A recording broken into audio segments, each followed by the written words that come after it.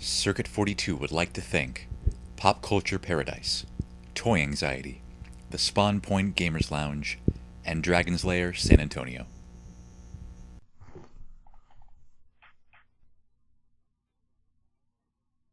Shane? Is this still a thing? Are we podcasting finally? Start hosting. Go. Holy crap, we're back! What the hell? Okay. I'm scared. That was intentional because it's been so long since we've actually made an episode. Smartass. I finally get to say welcome to Super Circuit World. We're no longer Super Circuit Brothers. We have been level grinding like crazy, and we have now finally evolved to our next level, which will hopefully offer many cool things and possibly psychic powers. So is like the next level after this like Liam Neeson? Maybe. After playing Fennekin and Pokemon Y, I suppose anything's possible.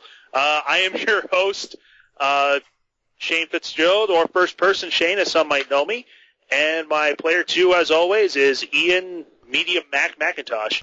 I may or I may not be wearing pants. And joining us once again is our old friend Autumn Ivy. Oh, hello. I most definitely am not wearing pants. Woo! Oh my! See, I can't do the old woo because I was told that, unlike Ric Flair, I cannot woo loudly into my microphone, which makes me sad. Yeah, it's not so much the disrespect for Ric Flair; it's that the audio spikes make Skype cry. Poor Skype. Yeah, so Ric Flair. It has been way too long since we finally managed to get all together and talk about games again, and now is a good time to do it because there has been a hell of a lot going on with games and gaming just in the last few days, in fact. But before we get into all that, how have you guys been? What have you been up to? What games have you been playing? I have questions for you, and these are them. I'm looking at pictures of Ric Flair. Yes, I want so I can change my Skype photo. And I haven't been playing a ton of games lately. I've been playing more Far Cry 4 than anything, but we're going to be having a really big video game party at my house tomorrow night. We're going to have probably between 20 and 30 people over, and we're going to have 3 TVs set up with all of my game systems hooked up. Very cool. And we're going to get really, really drunk because I don't have to work till 2 in the afternoon the next day. Sounds like a party. Autumn's setting up flight now. Yep, scheduling as we speak. Overnight 2 drunk party. Also games somewhat. Very awesome. How about you, Autumn? What have you been up to? I know a lot. My life. Honestly, I've been working on Widow's Web as we go along. We've completed issue 2. It should be available at Phoenix Comic-Con actually at the end of May. Trying to throw together a zombie survival panel animal edition also for PCC, and I'm currently actually in talk with another publishing company who wants me to help them write a couple of books. So we'll see how that works out. I played 5 minutes of Bloodborne and got so frustrated I wanted to break my controller, so I put it down before that could happen. And I've been playing catch up with my life and cosplay ever since. Yeah, Bloodborne has not been my friend either. It's just I have issues with that game, but that's not something we need to get into now. In regards to what I've been doing, something cool that happened recently in Edmonton is they had GDX, which is basically this little game developers expo for independent game developers in the area, and they had a lot of good games there.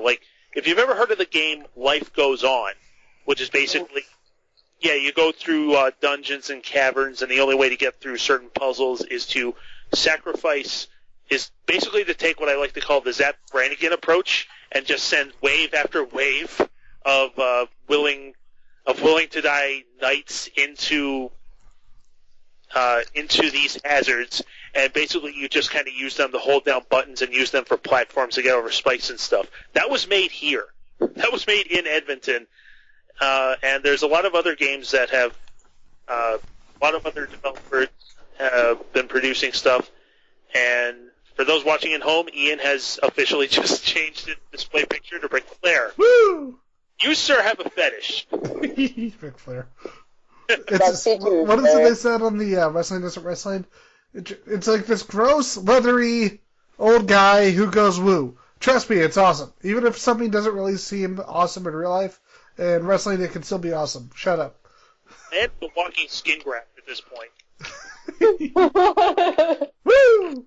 But anyway, just saw a lot of great indie developers making a lot of cool games. I'm probably going to be talking about them in the coming weeks. Now, getting back to a regular recording schedule.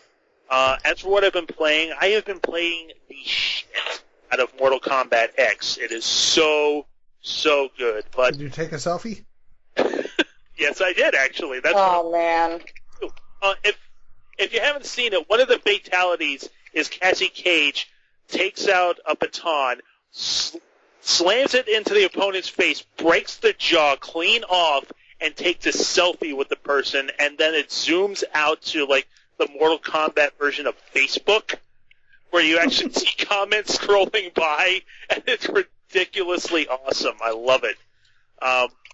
The one thing I have to say, this is something that I mentioned on Facebook, the whole thing with easy fatalities, that is bullshit as far as I'm concerned, because fatalities since Mortal Kombat 9 have never been easier to do. I mean, there's a whole mode for just practicing fatalities with no fault to them whatsoever. You can turn off the timer. They actually show where you need to stand for them.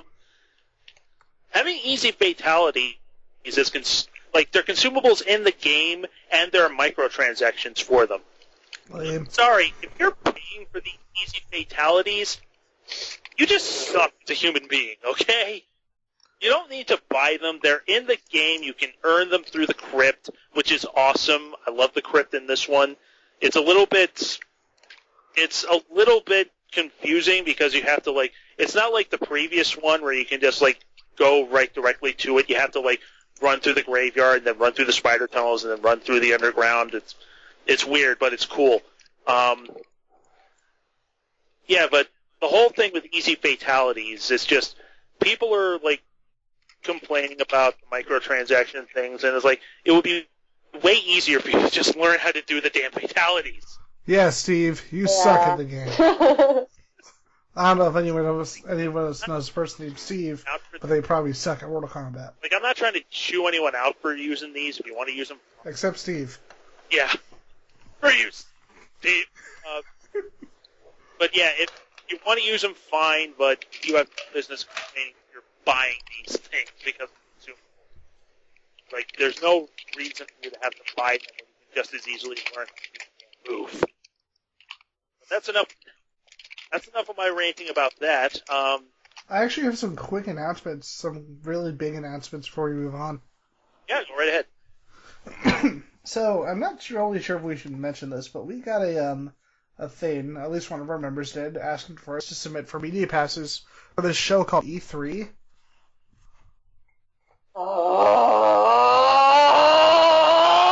This makes Autumn upset. She hates E3. Don't send her passes. Okay, I'm making Autumn go Super Saiyan, which is awesome, but anyway. Then I got a reminder from PAX South telling me to submit for media passes. Oh my god. Oh my god. God damn. And I don't know if any of you guys have been paying attention to our Facebook page, but we have just recently reached 2,500 likes. And with that, we have started doing kind of Geek Room Tour videos.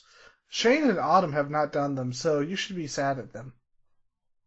Be sad at me because you want to see my dirty bedroom with all of the posters and weird clothes and strange worship-based figures in the corner. Yes, we do. To be perfectly honest, if you folks aren't happy seeing Autumn cosplay as Revy, I don't know what to do for you. You're bad people. The person who invented it thanks you, Autumn. And she sneezes a lot, too. Oh, it's my other half sneezing. He's currently trying to move his happy, sneezy ass out of here. I think our cat, he's allergic to our cat or something, even though she's technically a goldfish because she doesn't know how to cat. You throw her and she ragdolls. And I'm not abusive. I don't mean throw in the word throw. No! But Funny thing, going because now that GTA 5 is finally out for PCs, it took them long enough. One thing that's floating around right now is somebody did a ragdoll mod, and it's turning cutscenes from GTA 5 into comedy gold. Because basically you just press a button during the cutscene and like all the main characters just kind of flop around all over the place while they're talking. Oh, man. Oh, God. It's just beautiful. It's a sight to behold. This is why people have been like salivating for GTA 5 on PC for so long and going nuts whenever it got delayed or anything like that. Because like people want to play first-person GTA 5 with the Oculus Rift, and they want to mod the hell out of this game and turn it into just glorious anarchy.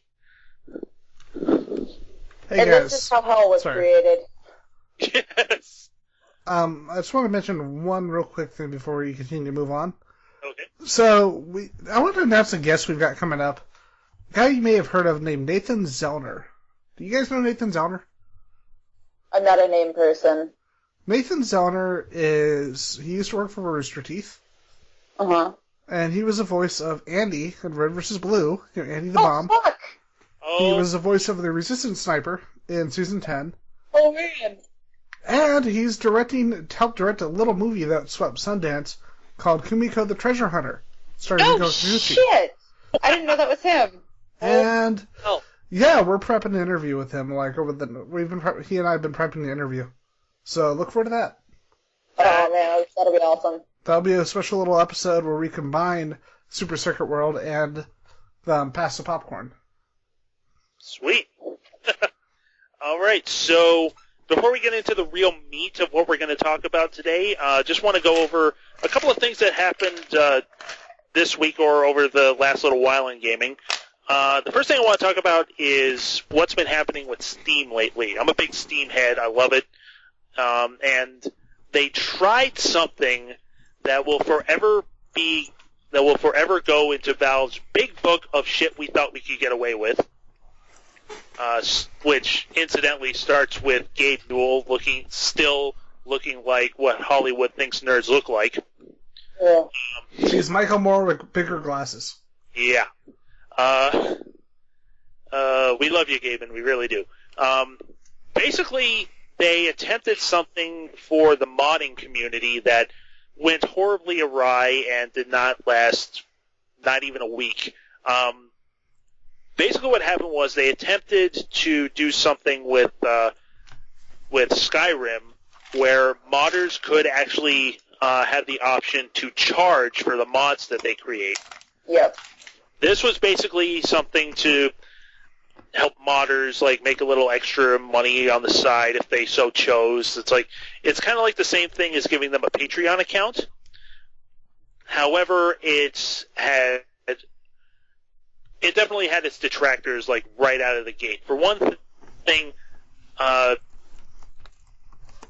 was cited like almost immediately was that if the mod causes bugs in the game, because modders don't really bug test or anything like that, not to speak ill of modders, some of them have made some awesome stuff, Macho Man Dragons. Yeah, but basically, if the mods cause bugs in the game, there's no real guarantee that the modders will have time or even the coding ability to be able to correct them in a timely manner, which basically means you paid for your game to be broken. Also, as it turns out, the whole system basically required that you charge so much money before the modders actually see any of it, because Valve themselves were going to get a chunk of the money as well. So basically by the end of it, the whole system was considered to be so flawed that they decided to bury it entirely. Mm-hmm. So it's no longer an option on Steam, and even that is getting complaints and getting people saying, well, why can't we charge for our mods anymore? So I'm just going to ask you guys, what is your opinion on modders being able to charge for their mods? I'll let you go first. Here's the thing. If you want to get charged for your mods, go work for the game company, get a job with them, and do DLC. Mm-hmm. Because I remember when this used to be fun. Yeah, I remember when they used to, what they did with Fallout 3 with modding. Mm-hmm. And how Fallout had gotten new life because of the modding community. Mm-hmm. And I remember back when I was a kid, I would play AVP all the time, and you could get like different costumes and all this cool stuff. And you could make them look straight out of the movie, and it was awesome. I didn't have to pay for it. People just like doing it. If you want to get paid for that, get a job with the company. Mm-hmm. Oh my God, crazy idea. No, I'm actually right there with you. I 100% agree. On one hand, I see what they were going for, and I see why it benefited, people who created mods and spent the time and spent their personal time creating mods. But in the same turn of a hand, mods originally started to be free base for other players to play and to enjoy. Like, if you took the time to sit down and make a mod, that was your fucking time. Nobody told you to do it. Nobody asked you to do it. You did it because you liked to do it. It was enjoyable. And being able to spread that love of that fandom and creating these really cool things to go along with that fandom just kind of, pushed the envelope for fans a little bit further and gave them a reason to really prefer PC, especially over console gaming. I feel like adding a paid portion of it was a good original idea, and maybe with a hell of a lot of tweaking could have been different, but he's totally right. Like, get your ass up, go get a fucking job for the development company, and start suggesting that shit from there if you want to get paid. Otherwise, keep it to the fun shit. Yeah, I can totally agree with this. Like, I can see what they were going for as well, like, with things like crowdfunding and Patreon becoming more and more popular and giving independents a way to make money and devote more of their time and work towards this kind of thing. It does make sense in that aspect. However, in this case, if you are going to charge for basically modding a game that belongs to somebody else, there's a lot of things to consider with that. For one, the legal ramifications if the developer decides we don't want you making money off of our game. That's going to become an issue. Secondly, you better have the ability and the discipline to commit to this thing to make sure it doesn't, like I said, to make sure it doesn't fuck up the person's game. Because if you charge somebody like $30 for this big awesome mod that's going to like add new quests and add new weapons and like let you, do unspeakable things with dragons that we won't get into here. I did say unspeakable, and I didn't speak of them. Naked. Oh my. Anyway, if you are going to program all of that, you better make sure it doesn't turn the person's game inside out and crash on them every 5 seconds, or else you're going to have a lot of pissed off people wanting their money back, which you might not even have because Valve took most of it. And sued your ass on the way. Exactly. So this was definitely not the best way to handle it, but I can see where they were going with it. So best of intentions, worst of executions, basically. So the next thing I wanted to talk about is the whole idea of esports came up this week when ESPN2 televised what was called Heroes of the Dorm, which was a Heroes of the Storm tournament. Oh, man. This is very silly. It reminds me of when they showed Magic the Gathering on ESPN for a whole 5 minutes. That was adorable. It's like, it's a sport with Cheetos. Yeah. And the funny that's thing about weird. this is not just the backlash. The And ponies. backlash is coming from both sides. Like, gamers went, we don't want our sacred games on your dumb jock network. And on the sports side of it, we don't want these nerds involved with our jock stuff. So it's like, to me, I don't care. Like, at this point, if you can show poker on a sports network, then what the hell is the difference? I mean, we're already showing pro wrestling. That's barely. Pro wrestling is hilarious. The Yeah. Wrestling Isn't Wrestling video by Max Landis gave me a whole new respect for wrestling. Yeah. Especially Ric Flair, because he goes woo. I think you just like him saying woo. We've been pretty much. this for a while. We should probably mention Max Landis, was he the director of Chronicle? Or The writer of Chronicle. The writer of Chronicle, which I love that movie. I should mention found fish movies are a bit of a guilty pleasure of mine, and Chronicle is one of my favorites. He also does videos like, basically he basically did this crazy ass review of the death and return of Superman.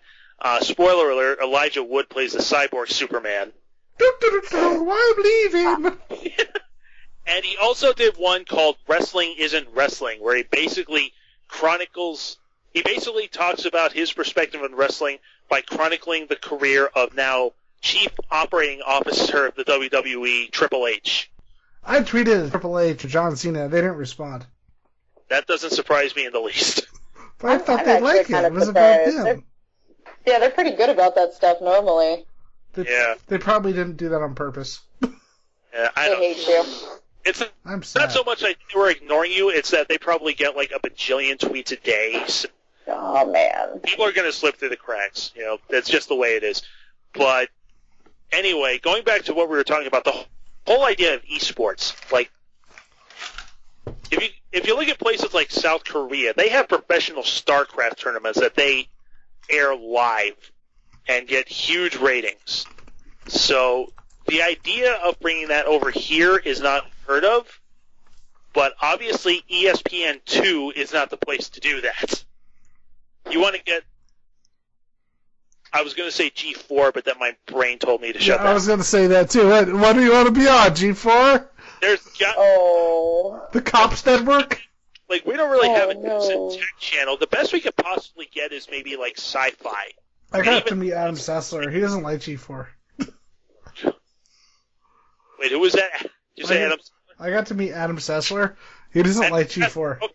Adam Sessler is a whole No, other... Sessler. Adam Sessler. Yeah. I got to meet him. I got to meet him and Markiplier. I met Olivia Munn back in 2011 when I went to E3. She's a fucking cunt and a half. See, another reason she should be playing Psylocke, on top of the fact that she's not Japanese. You know, can I just say the best move that she made with her career was being on the Newsroom, and the worst move she made with her career is everything else? Everything she's ever done ever? Olivia Munn. I'm sorry, I can't stand her. Ever since the fucking day that I met her at E3, because, like, I'll give you the really long story short. I was hanging out at the G4 booth because the producer told me to stick around because they were shooting for Gran Turismo 5 at the time, and they were looking for video footage. And I was dressed up in costume, and they're like, fuck it, let's use her. And so I was waiting for that. Well, they were all doing their breaks or whatever and their walk-arounds, and Olivia Munn had walked into the crowd and was doing, like, some signings for this, like, group of really hot shirtless dudes. And so she was crowded by a bunch of fans, and this 10-year-old boy walked up with his dad and was, like, calling after her, and she flips around and she stares at him and she, like, gives him a dirty look and then just keeps walking. The fuck? And I was like, are you fucking kidding? Now, everybody seems to know. I'm not shy. I have no problem calling a bitch out. And I was like, Olivia. And she didn't hear me. And I was like, Olivia. And she flips around and she looks at me and she gave me that look like, do I know you? And I was like, this boy wants your autograph. Can you spare a minute? And she, like, kind of flashes me this weird look and walks up and she's like, here you go. And she signs it. And he's like, oh, thank you so much. And she walks away. Like, bitchy as fuck, by the way. And this kid's dad looks at me and he goes, thank you so much for stopping her. He's been a huge fan and I'm really surprised she acted that way. You know who's really sweet, though, who's on G4? Sarah Underwood. Like, I got to meet her, and she's super nice. Was she blonde? Is that the one who basically replaced Olivia Munn. Ah, yeah, she seemed like she was really nice. I didn't get the chance to meet her. It was before her, obviously. Yeah. Okay, after this we'll move on, I promise. Who was the one who used to do the comic book reviews? Like, back when it was still a decent network to watch? Oh, shit. But you know what I'm talking about, right? And she actually still reviews comic books, like, on the side, just for fun. I gotta think about it. I'm not sure. To the internet, Blair Butler. Blair is cool as shit. When I first went to San Diego Comic-Con, I was just being a spaz. I yelled, "Hey Blair, what's going on?" And she said, "Nothing much," just in the middle of the con floor. And it's like, you're a badass, Blair Butler. Did you die? No, I just... But yeah, Blair is... Your thing. Yeah, but Blair Butler sounds pretty cool. She is really cool. It's the digital bits, but there's nothing out this week, apparently. Or they just haven't updated. Maybe Konami canceled all the releases. Yeah, Konami clearly just took everybody down while they were at it. Just fuck you, fuck you, fuck you. Yeah, so I think it's time to get into the meat of what we're going to talk about this week. Oh boy, this is probably... I've already mentioned this on my Facebook page that this could very well be one of the most tragic video game cancellations, quite possibly of all time, because Konami confirmed this week that the highly anticipated and, in my opinion, brilliantly marketed Silent Hills is officially canceled. And it's at least in the iteration that we knew about to this point. So basically it goes like this. Last year, this little thing showed up on the PlayStation Network called PT. For those who managed to get through the whole thing, it was discovered that it was in fact a playable teaser for the upcoming Silent Hills, which was going to be directed by Hideo Kojima. Guillermo del Toro was attached to direct as well, and it was going to star none other than Norman fucking... Yes. Just this magnificent man that I am not ashamed to admit I have a bit of a bro crush on. But, anyway. So... It's no secret that there have been major issues between Hideo Kojima and his company Kojima Productions and Konami for quite some time, and this is quite possibly the worst thing that could have happened as a result of that. And honestly, it is looking like that was just the first shot into the heart of Konami, because not only did they announce that Silent Hills in its original form, with Norman Reedus and Guillermo del Toro connected to it, was no longer going to happen, and this was also mentioned by Reedus and del Toro themselves. Along with that, Konami delists from the New York Stock Exchange. Bastards. Now, this is not something that just happened overnight. That's not be possible or legal. It's something that they've been letting their stockholders know was going to happen months in advance. But to be coupled with this news, the game that most likely was not only going to save the Silent Hill franchise, but was probably going to save Konami itself. Because the only other thing Konami has going right now is Metal Gear Solid, which is made by... Well, what about the Castlevania Lords of Shadows that no one plays? Yeah. What about that? Until you said that no one plays, I was getting ready to smack you from Canada. That's... For those who don't know, I'm in Edmonton, Alberta, Canada's northernmost major city, and Ian is in Texas. Wait, I'm in Texas? Why didn't anyone tell me? And I was prepared to slap him the only way that I could possibly reach, which we don't need to get into here. But, really nothing.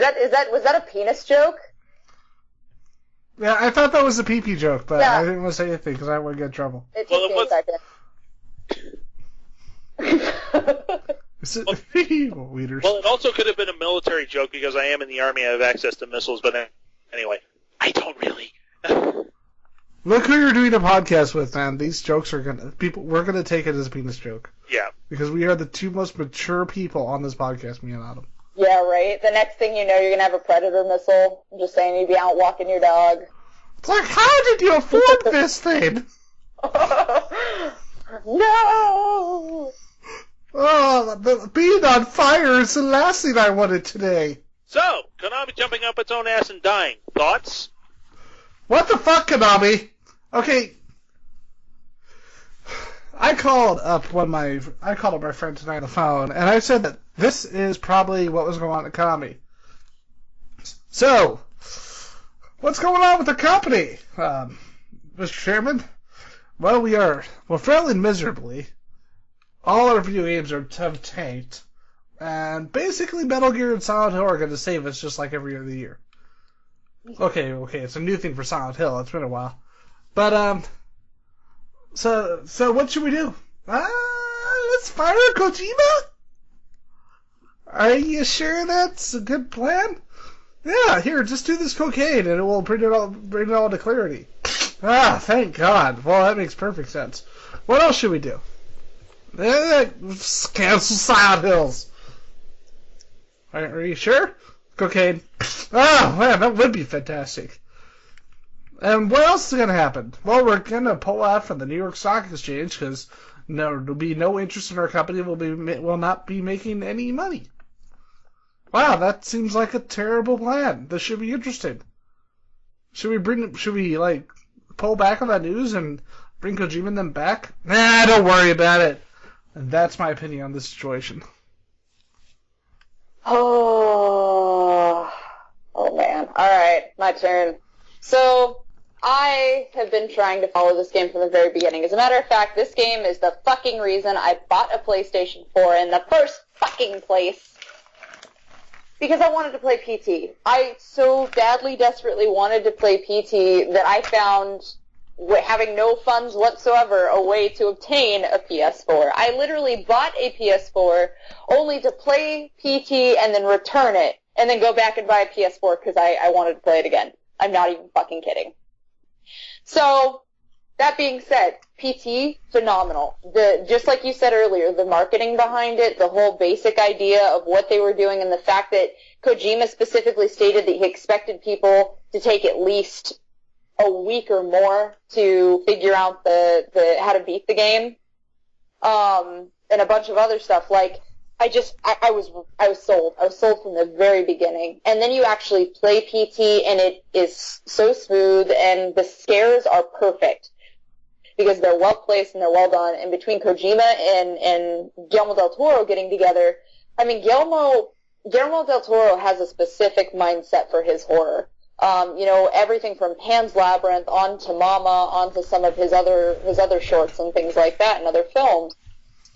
He's got a specific horror-based taste, and a lot of his scares are not straight gore porn. A lot of his scares have been very subtle, very like jaunty and jumpy creatures and things like that. And between Hideo Kojima being like shit-faced out of his mind with half the things that he's done with Metal Gear, especially as of late, I figured that two extremely creative minds like that would have come up with something phenomenal. And then Konami stepped in and was like, hey guys, we're going to shit all over you. Have a nice day. And they did. As soon as I found out that there was a possibility of cancellation, I fought back and I told everybody, I was like, nah man, I believe in them. They've got this. Da, da, da. Like, I had Konami's back. I was like, nah bitches, it's fine. We got this. Well, here I am, eating my words, sucking my own dick because I was wrong. Not only was I wrong, but then I sat down and I heard about the New York Stock Exchange instance after the whole, like, maybe we fired Kojima, but either way he doesn't work for us anymore bullshit. And my first thought was, they literally buried themselves so deeply in a hole the past couple of years that they can't get out anymore. And I think that they're pulling a THQ and selling out. Straight up, I think they're pulling out. And they don't know any other way to do it other than letting Kojima go and dropping what they have. Which is funny because, much like you said, Silent Hill has saved their asses in the past. I actually got into an argument on my Facebook page with some people because this guy's like, well, Silent Hill's tanked before and it's going to tank again and it's not a floater, it sucks and da-da-da. But what a lot of these people forget is that Silent Hill was extremely popular in Japan. It was actually on their top 5 or top 10 list on video game sales in Japan. And on top of it, in America, Silent Hill 3, I think, made over 500,000 or something like that. which is a pretty big deal for a PS2 game. I love Silent Hill 3. That game was amazing. Yes, well, it's one of the best, in my opinion. Silent Hill 1 was good. Silent Hill 2 was fairly solid. Had a pretty extreme, storyline in terms of what it entailed. Silent Hill 3, of course, one of the best of the series. Nobody wants to talk about The Room because The Room wasn't actually a Silent Hill in the first place, and nobody wants to admit it. You've got Homecoming, you've got Book of Memories, you've got Downpour, you've got the less talked about Shattered Memories, which I'm not sure if either of you played that. I have. That was on the Wii U and PS2, right? It was the Wii and the PS2. The Wii and the PS2, or was it the Wii? It was the PS2 and the Nintendo Wii. Yeah, it was on the Wii, it was on the PS2, and it was on the PSP actually. That was an underrated game. No, the PSP is what I was thinking of. Like that. Yeah. That was a very ambitious game. I don't know if I would consider it a Silent Hill game. I would have preferred it if it was like its own thing, because it marketed itself as a reboot of the original Silent Hill story, but even as a reboot, it didn't feel like it meshed properly with the original Silent Hill.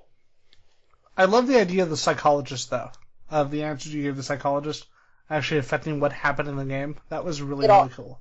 It also dictates your personality readout later, which was pretty awesome. It was a personality-based game.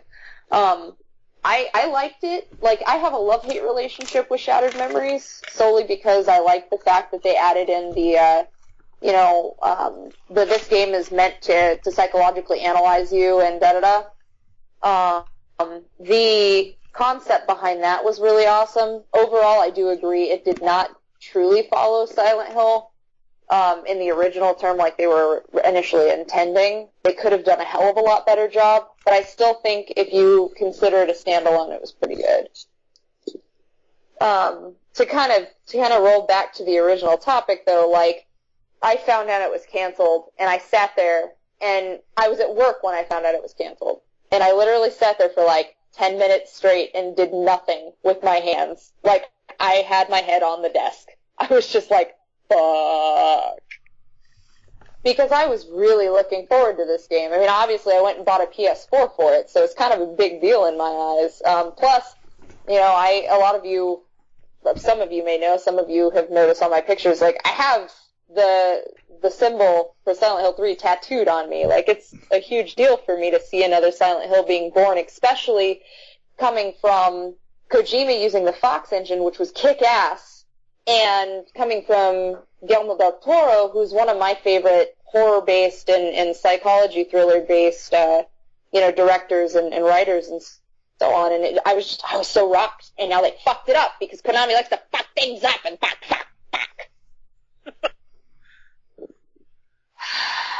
I gotta go cry and shed a tear.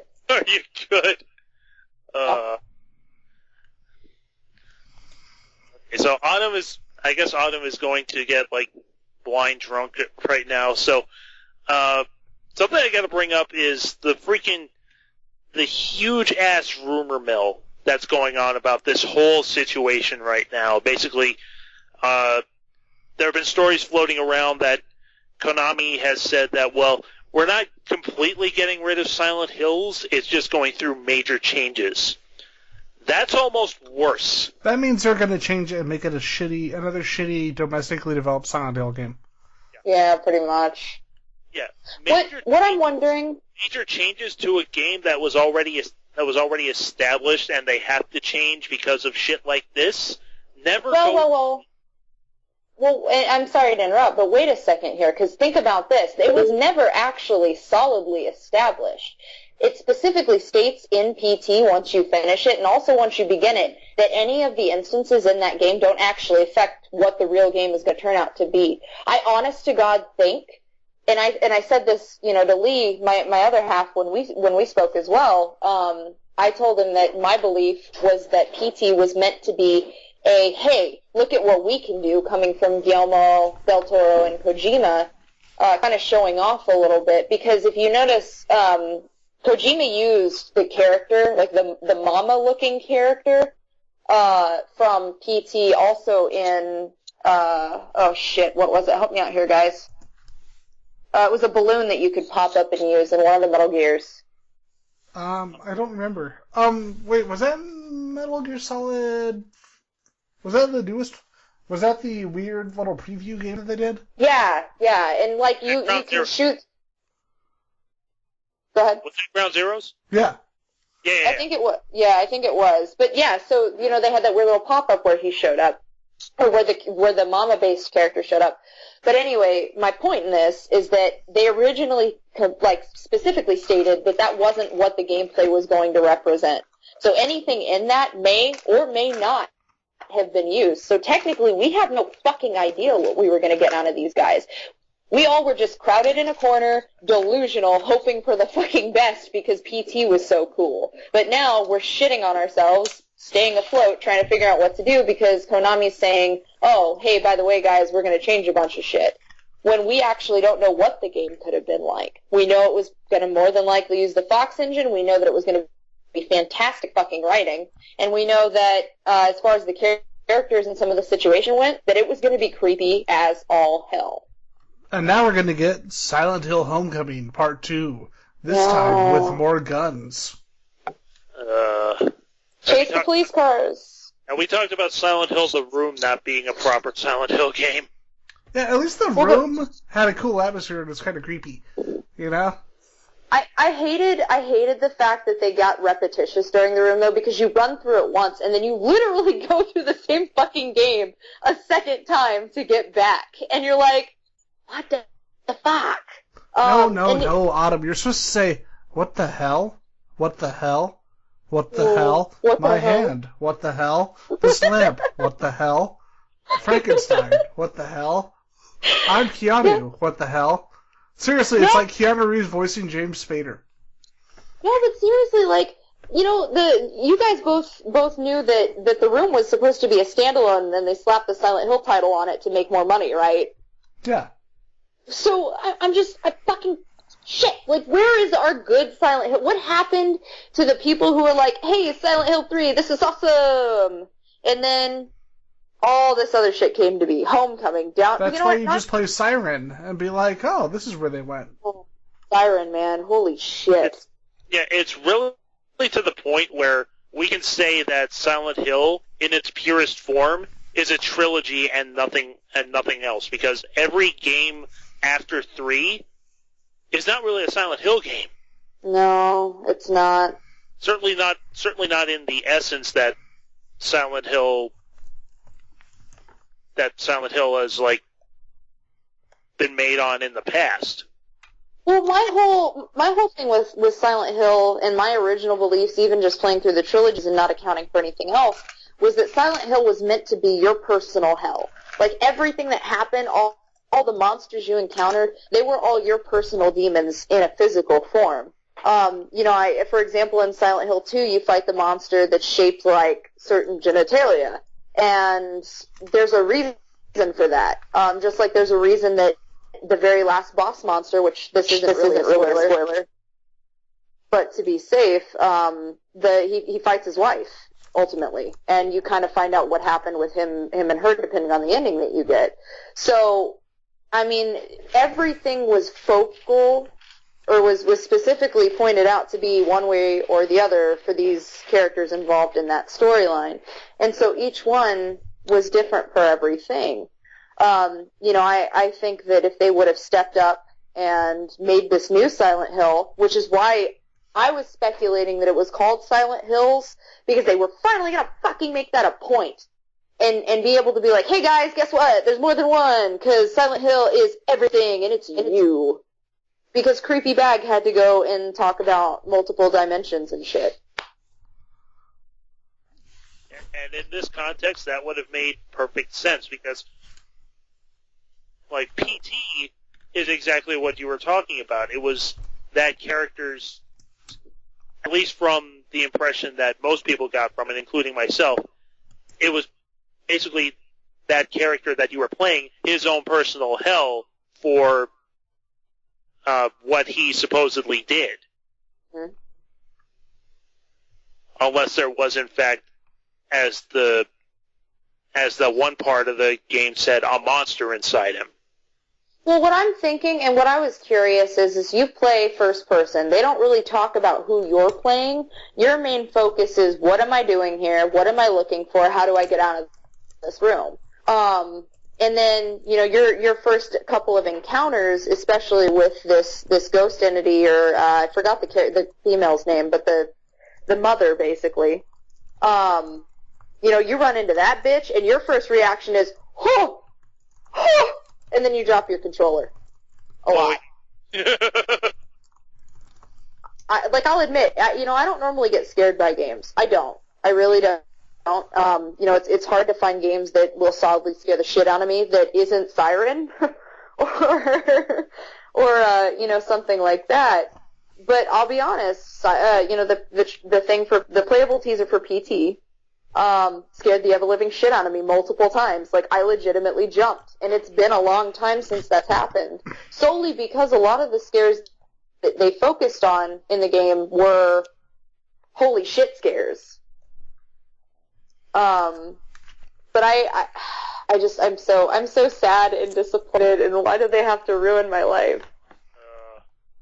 At this point, I feel that I should apologize to a Mr. Daniel Avidan of Game Grumps for all the joy that I've derived out of his absolute terror at that game, and also from Shattered Memories.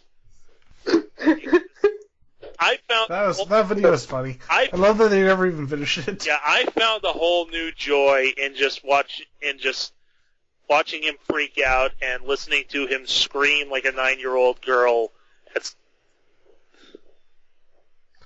So, hey, why don't you go back towards that door? I don't want to go back towards the door.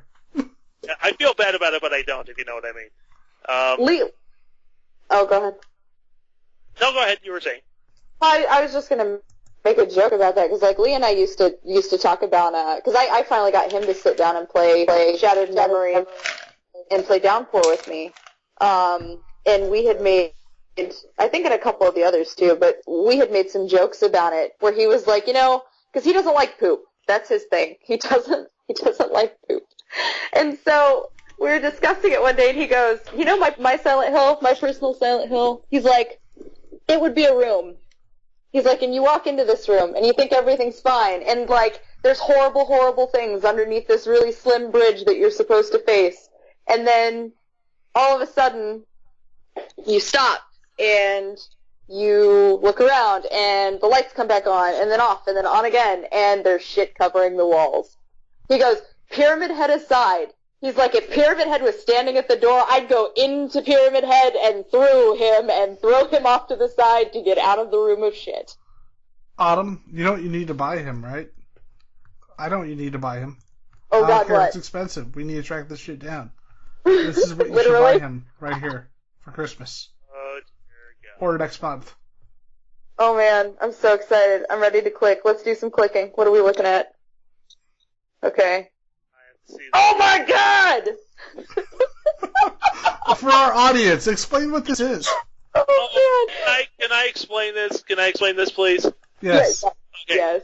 Ian has just linked Autumn and myself to a Clerks action figure that is, in fact, the Golgothan from Dogma. And if you don't know what that is, it is basically a 6-foot-tall shit demon. Giant shit demon that sludges everywhere. Yes. Oh, my God. I am physically ill now. What the hell is wrong with you? Yeah, really. Get on some shit, man. What? Who? Everybody. You've seen Dogma, haven't you? People we like to refer to as our audience. Right. You guys also, if you haven't, I'm sorry. Dogma is awesome. Kevin Smith was great until a point. And then I was like the one guy who liked Tusk because it's so fucking weird. I need to watch it. It's underrated as shit. Is it really? Yeah, it's actually a really good movie. I enjoyed it a lot. It's one of those, though, it's going to be polarizing. Dan fucking hates it. But I really liked it. Because I like really, really weird shit. Sorry, which movie is that? Well... Tusk. Oh, yeah. Because I'm kind of like you, I watched my fair share. And by the way, I should mention, if anybody's got some really, horrible, horrible movies, that they would like somebody else to watch but not them, please send them my direction. I enjoy those movies. I have seen pretty much all of the ones on the banned lists. So just throwing that out there. But Tusk was on my list. The only one I will ever watch again in a series is The Human Centipede, and that's because I wanted to gouge my own eyes out with a spork and then feed them to my dog, just to avoid ever having to see that shit again. You know they're making a third one. I know. Isn't this one supposed to be like 12 people or some bullshit? No, that's the second one. It's supposed to be an entire prison. Holy fucking shit. Yeah. Yeah. And this one... You know, it's so funny. I showed this to my friend Melissa, who's Austrian, and her boyfriend at the time was German. And she thought that the thing on South Park was just some stupid joke. The thing with the cell phones. Oh, man. And then I sent her the trailer, and I just hear her talking about it, like reacting that she's watching or via Skype. And first thing she says, "Yeah, of course he would be German." Oh, wow. And it's like, I love you, Melissa. They're like, well, while we're on the subject. God damn. No, because there was a German scientist in the first movie, remember? Uh-huh, and she was clearly biased. Because her boyfriend was German. You know, I'm fairly certain we've jumped the rails here. I know a way we can kind of go into the next half of this before we wrap up the show. Why don't we talk about our favorite underrated survival horror games to cheer us up a little bit after all this? Ooh, okay. We can definitely talk about that.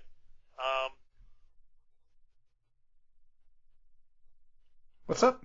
I'm actually... You know, the game that I wanted to talk about was the original Alone in the Dark. Ooh, one of the old like the early 3D one, like pre-Resident Evil. Yeah, the one that actually predates Resident Evil.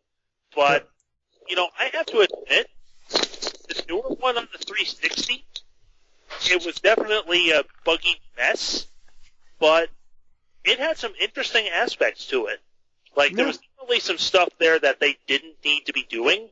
Like, the whole open world thing was completely unnecessary, especially the driving of it, but there were definitely things in that game I enjoyed. Like, the way they'd hit fire in that game was very excellent, and, like, the inventory system where he's got everything in his coat, that was a good idea. That, like, if they had just worked with those few things instead of just trying to cram in everything that happened to be popular at the time, they could have had a really solid reboot to the series. Mm-hmm. In their defense, the driving was really funny. Because you would, like, hit a curb sometimes and your car would just stop. And then you hit a curb sometimes and your car would fly off into space. And it's like, this is amazing. It's kind of like that Oregon Trail parody where you fly into low Earth orbit when you try to jump at the river. I have to admit the driving in that game was frustrating, but it was never, ever dull. I've got a flying car! Yeah. I think another... sorry, go ahead. No, go ahead. Another one that's definitely worth mentioning are the System Shock games. I don't think I ever played those. They're pretty cool. Like, it's essentially Resident Evil in space, and everything is being, like, the main villain of that one is this artificial intelligence called Shodan that has evolved beyond its original programming and has basically declared itself superior to all organic life. It's made by this game developer. It's totally, no one knows him. Some guy named Ken Levine. Go on to make a BioShock. Yeah, he's pretty underground. You probably never heard of him. Yeah, he never made the BioShock or the Thief. These games are amazing. I'd like to throw a couple of the newer ones in, like Lucius. Lucius was really, really good. Yeah. I don't know that game. Talk about it. So Lucius actually was a Steam game you could buy on Steam. It was a PC game. Basically, it's about this the 6-year-old boy who, ironically, is on his 6th birthday. So of course, 666, basic bullshit. Winds up finding out he's the son of the devil, and literally the whole game It's about you gaining powers and killing particular targets where he lives and not getting caught. Like, literally, it's an entire game about a 6-year-old boy killing people. It's horrible, but so much fun. Like, you can throw shit telekinetically. He's got clairvoyance. Like, he can light shit on fire. So if you get the opportunity, it's really cheap, really indie. It's not super smooth, but honestly, it's pretty, I don't know, it's pretty good if you look at it from like a, I remember this as indie standpoint. So that might be one for you guys to check out, too. That sounds really cool. Yeah, I like second games. It takes an ambitious game to have people having sex as an Easter egg. Yeah. Yeah, that's a good point. Well, we brought up Siren already, so of course Siren is always a good pick. Especially I like the original. Blood Curse is good though. I will admit. I haven't actually played that. I should try and find it. I'm trying to think if I have a physical copy. Mailing that to you would be a bitch and a half, though. Yeah, don't worry about that. I can probably find it. We will find it on the Amazon.cas. Yes. Did you guys get the chance to play Corpse Party? Corpse Party is fun. It's just not really my thing. So it'd totally be my thing. I've heard of Corpse Party. I haven't played it, but actually, as long as we're talking about stuff like this, there's a game that I found like literally just before we started doing the podcast. It's an augmented reality game, which is something that never really caught on, but I think in this case it actually could. It's called Night Terrors, and it's a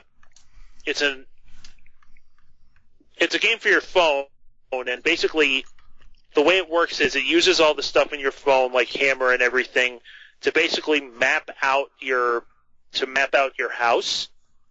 And what you do is, apparently you can only play this game in the dark or at night, and it mapped out your... Oh, that is fucking terrifying. I know what you're talking about. I just got the trailer, and like, oh my god, what the fuck? By the way, it's just me, or did that lame little teaser that they did on Kotaku or whatever, all they did was just take it for the teaser, all they did was take a picture from from House on Haunted Hill and stick it on there. Did anyone else notice that? Oh, they did that. They admit that they did that, but for the trailer itself, it shows actual... I know, it looks awesome. It looks so fucking creepy. Oh, it's fucked up. Like, we should send it to Autumn to play. Oh my god, do it. We should gift it to her. Like, I'm definitely the kind of guy, if I tried to play that, I would have to spend like a week in a hotel before I go back to my apartment. I couldn't do it. I don't want to go back to the house. That's your house. No! You know another good one, speaking of which, I just thought about it, Nether. Which Nether's kind of one of those, if you like that type of game. But I enjoyed Nether, playing it a little bit, and like the monster aspect was kind of like a mix of Left 4 Dead and your favorite Call of Duty that doesn't exist because they're all exactly the same. Yeah, that is true. I actually thought of one that is not really underrated because it's pretty popular, and yet because it's on the computer, not a lot of people have played it. Amnesia. Yes, and oh my god, Penumbra as well. Yeah. Well, I haven't actually done a lot with Penumbra, but I know the thing I like most about Amnesia is you can actually make your own custom stories with it. So when you're done with the main game, you can like make up other stuff, and there have been some really cool custom stories that have come out of this. Like, I think one of my favorites is this, I think it's called a Late Night Drink. Ooh. Yeah, and it's not as scary as other Amnesia custom stories have been, but it's actually pretty funny, and it's actually pretty innovative as well. I'll have to check that out and see what that's all about. I do have to give an honorable mention, and again, once more, not really underrated, but Outlast. I'll be honest, Whistleblower as a DLC / pseudo standalone for Explaining More. Oh my god, Whistleblowers. I haven't played it yet, but I need Oh, to. dude. Oh, my God. Okay, so I've got a thing about hospitals and doctors because I've had these, like, reoccurring story-based almost nightmares with the same characters, the same places, but different things happen every time. And, like, fucking Traeger, man. Oh, my God, Traeger. I, like, nothing. My shit, I lost my shit when I ran into Traeger. And those of you that haven't played Outlast, don't Google him. Don't look for the video. Don't. Just let it be a surprise. Because when I stumbled on Traeger, I lost my mind for a good, 10 minutes. I will say this, the most unsettling experience that I've had in a while is seeing the picture of the guy who's supposed to be doing that head transplant. I think, holy fuck, that looks like the doctor from Outlast. He does. What head transplant? I'm confused. You haven't heard about this? There's this guy trying an experimental head transplant on. He's got a volunteer who has all these muscular disorders. Yeah, he's not going to live much longer. Yeah, so they're going to attempt a head transplant to put his head onto a more functional body. And it's being called the most radical procedure that's ever even been suggested as an attempt before. Hey guys, quick question. And the guy looks like Traeger. That's fucking creepy, first off. It's really weird? I was watching 300 the other night because I hadn't seen it in forever. And it holds up really damn well. But the guy who voiced Traeger is... You know how they bring them up to the, what do you call them? The oracles. When they bring them up to the oracles and they tell them, you have to go into battle, blah, blah, blah. Well, the creepy little hooded creature, which I will call Rapey Jawa. Rapey Jawa. He is Traeger. He is the voice of Traeger.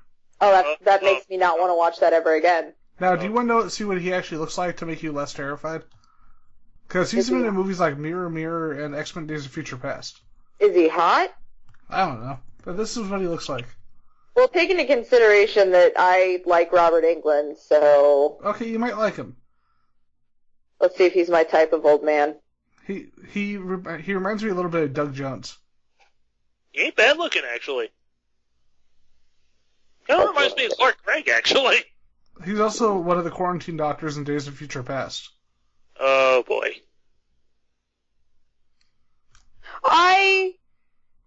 I might. Put a bit of a neck beard on him. I'd be okay. A little bit more hair. He's missing hair. Fanboy is the only woman you'll ever meet in your life who's attracted to a neck beard or thinks that's an improvement. Seek this person out. Not stocky-like, but seek this person out. Are we talking? Oh, wait. I found a picture. Of him with a beard. All right, I'm good. I'm happy. My life's complete. Yep, I'm on it. Okay. Are we talking just not shave for a couple of weeks neckbeard, or are we talking like Turl from Battlefield Earth neckbeard? Ooh, that's a good question. Neckbeard. If I will perform like this! Get out of here, John Travolta! You crazy guy with the breathers. Spoonie, if by chance you're listening to this, that was the best performance of your career. Now go hang your head in shame and think about what you've done with your life.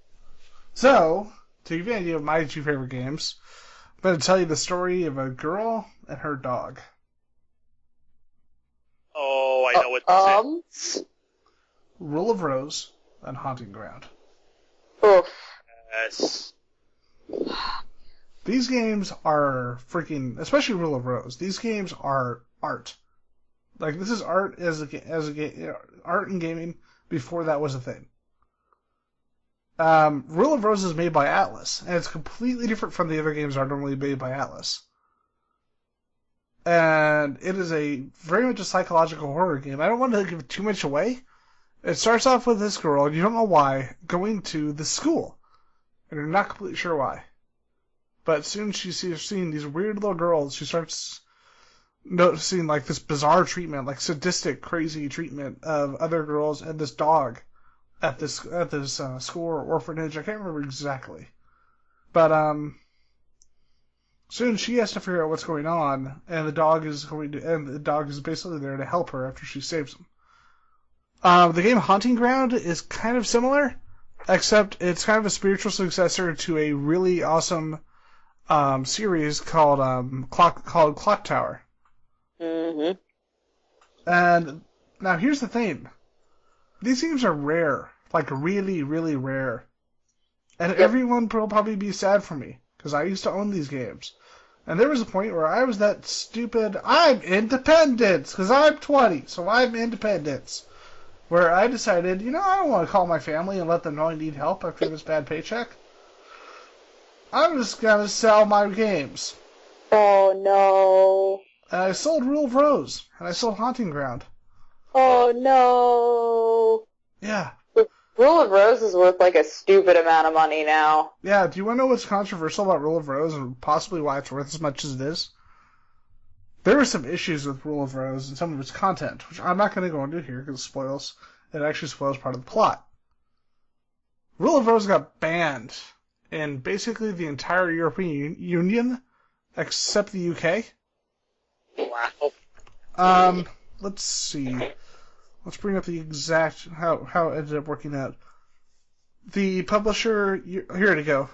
3 French deputies introduced a bill asking for the game to be banned for sale. Think about it, France is saying ban this, arguing that the goal of the game was to, and I don't know where they got this, rape, beat up, and kill a little girl. Oh, what? Yeah, and that if nothing was done, video games could become an uncontrollable, this is a quote from them, an uncontrollable factor of decadent violence in our society. So basically, I'm kind of hot and cold on her, but this is like Anita Sarkeesian before Anita Sarkeesian. Oh, boy. That same month, 505 Australian distributor Red Ant advised that the game's Australian and New Zealand release would be cancelled. The game had yet to be rated for the classification board. European Union Justice Minister Franco Frattini attacked the game as containing obscene cruelty and brutality. He also called for changes to the PEGI rating. PEGI, for those who don't know, is basically the ESRB for Europe. And that's why whenever you watch a game trailer, it always says PEGI 18, for at least all the games I play. Rating system in place across Europe, and for government officials to engage in discussions with industry representatives. Routinely received a letter from Vivian Redding, Commissioner of the Information Society and Media, who criticized Frattini's actions. It is very unfortunate that my services were not pre-consulted before your letter to the Ministers of Interior was sent out. Basically, the game was banned in all the European Union, except for England, and then they were pressured to ban the game. Yeah. Fantastic. So, literally, Western Europe, probably Russia too, knowing Russia, this game has been banned from the entire continent. Man. But yeah, those games are amazing. They're both very creepy. They have some similar aspects. And if you can find them, get them. And for some reason, we've got Lilo and Stitch on PlayStation Classics, but we don't have Rule of Rose or Haunting Ground. Oh, man. Nice things. This is why we can't have them. I know, right? Autumn, you should go kill people. Here's a gun. Get right on that. I like how I'm the one that you choose to throw. Well, that Shane's to. in Canada. They don't have them there. Oh yeah. I'm in Arizona. I'm allowed to carry. Good point. But in Arizona, it's like, do you exist? Yes. Have you committed a crime last year? Probably not. Okay, here you go. I like how you say probably not. Yep. It's so true. Actually, I just thought of another underrated survival horror game that I really enjoy. Have you guys ever played Condemned Criminal Origins? Yes. Condemned is awesome. Those games are creepy as shit. Second one's not as good as the first one though, because supernatural. Yeah. Spooky. Yeah, the first game definitely represents good atmosphere in a game like that. The weird thing is with the one game you've got like the good atmosphere, but the things that make it unique, like the investigation and stuff, the game really holds your hand with a lot of that because it's basically just like you just press a button, it brings out the specific tool that you need, and you just use that accordingly. You're basically just going through the steps. With the second game, like you said, it got ridiculous with like the supernatural aspects and everything, and also your character looking like a drunk homeless Chuck Norris. It's Mr. Hobo to you, good sir. Like, what if the total gym didn't work? You'd become Mr. Hobo and his neckbeard on the level that even Autumn cannot contain. Yeah, I would burst. Yeah, but like it did do, like it also did good things with the atmosphere in like the terms of the supernatural stuff, but it also did its investigation much better because it actually required you to use that gooey thing inside your brain, inside your head box. That was the most, like, sexually descriptive thing you could have said, and it wasn't even about sex. Okay, that's where you went with it. I can't be blamed for that. That's where you went with it. Oh, I've had plenty of other terrible innuendos in this. The one thing that I don't go for the innuendo for, you went there for me. You said squishy head thing. Like, I immediately was just like, well, I guess it is kind of squishy if you're not into her. If you're not good at your job. Right, like, if you're not doing something right, you clearly are not going to be anything other than squishy. That's all I'm saying. Autumn, have I ever told you how happy I am to have you on the show? Like, my God. Yeah, if I were a man. Oh, man. Okay, I think it's just about wrap-up time. So let's take a look at the game releases for the rest of the weekend and next week as well. We've got Ether 1 for PS4 coming out May 5th. That's not a game. It's a thing. I really don't know. To be perfectly honest, I don't know what it is. It's a thing that's coming out on PS4, and it's coming out May 5th, so make of that what you will. Middle-earth Shadow of Mordor Game of the Year Edition will be coming out May 5th as well. Woo! Speaking of, what was this? Fuck. Condemned. This is actually by the same people who made Condemned. Like, a lot of people don't know that. That is true, actually. Interesting. Yeah. You see, we planned these shows, sort of. Yeah. We had a topic once. Them. What do you know? Yeah. Mortal Kombat X's Ultimate Horror Pack DLC will be coming out May 5th for Season Pass owners, of which I am one. Yeah, Jason. Admittedly, I got the Combat Pack thinking I was going to get all 4 characters, like, immediately, because I'm goofy like that. Let's see. Wolfenstein The Old Blood is also coming out May 5th. Springtime for Hitler and Germany in space. Ian, you're making John Barrowman cry. Stop that. Oh. He's so sad. Oh. But the people of the John Barrowman line thought I was awesome. They were taking pictures with me until he got there. I'm not kidding. I was dressed as Captain Jack, and there were people taking pictures. Somebody had a Captain Jack action figure. I said, "Oh, you got to get that in the picture." And I was taking pictures of people and entertaining them until he got there. Well played, sir. Yep. And then he signed my coat for free. Ooh. Yep. You know, He touched me. You know, I genuinely wish when I got a photo up with John Barrowman, I genuinely wish I had gotten everybody to sing "Springtime for Hitler." Nice. That would have been pretty legit. That would have been awesome, like having like scores of people singing "Springtime for Hitler" as he comes through. But I digress. Let's see. What else we got? Omega Quintet for PS4.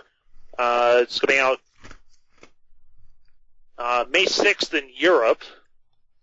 I'm not sure. Not seeing a North America release here. I don't know, but this next game has the best name ever. Huh.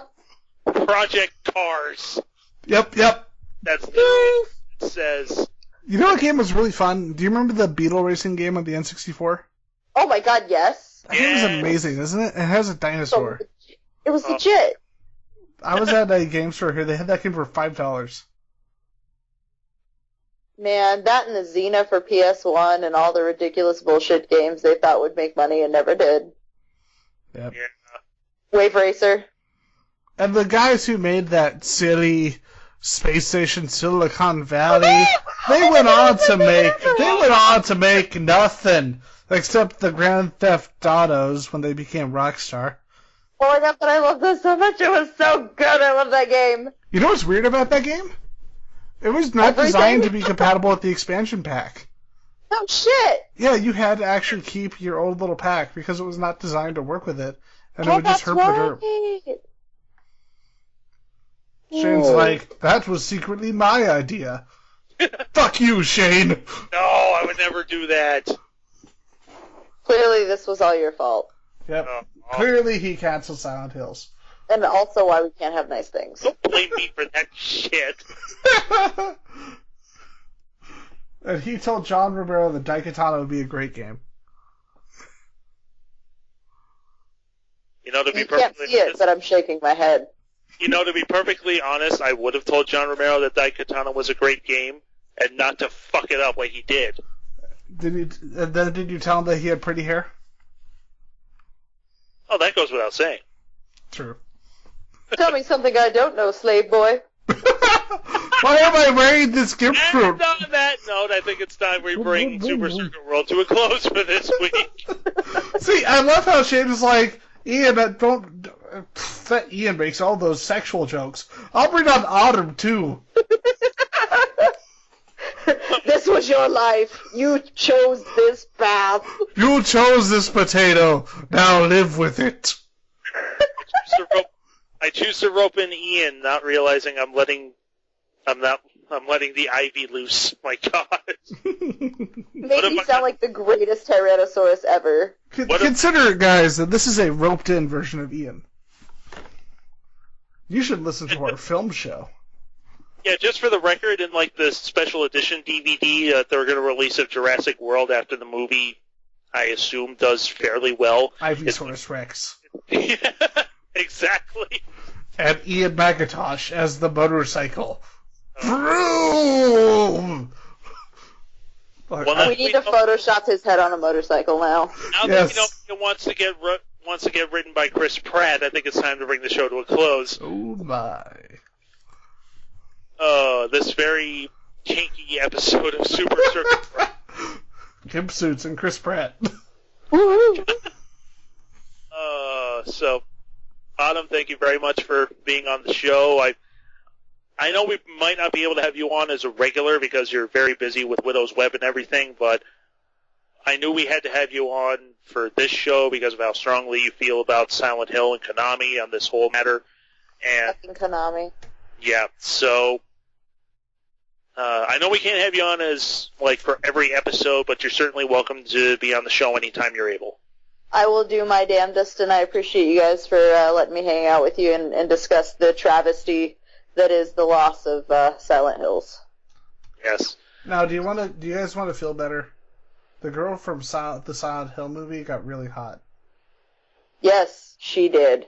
Oh, It's true, yes. And she does Death Note cosplay. She was also kind of tragically badass in Cabin in the Woods, to be perfectly honest.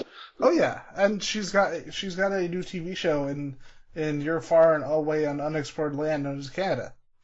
Yep, we got her and we're keeping her, damn it. Yep. So keep Justin Bieber, we'll keep this one. God damn it. we won on that one. So that's it for this fresh new episode of Super Circuit World. I have been Shane Fitzgerald, and I've been joined by Ian McIntosh. I'm not Ric Flair. I'm Ian McIntosh. Woo! Nope. And Autumn Ivy. signing out as only Clint Eastwood knows how. There you go. With a chair? And once again, thank you all for 2,500 likes. You guys are awesome. Please keep spreading the word about Circuit 42. We're going to have more awesomeness coming your way very soon.